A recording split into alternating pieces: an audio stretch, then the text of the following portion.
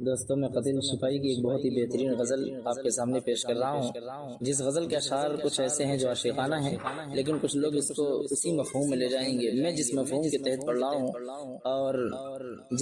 جو معنی اس کو دے رہا ہوں، اس کے تحت اگر اس کو پڑھا جائے تو اس کا حسن لطف دوبالا ہو جاتا ہے۔ شعر اس طرح ہے کہ گرمی حسرت مقام سے جل جاتے ہیں، ہم چراغوں کی طرح شام سے جل جاتے ہیں،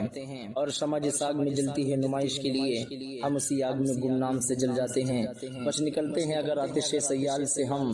شعلہ عارض گلفام سے جل جاتے ہیں۔ اور سب سے پسندیدہ اور محبوب شعر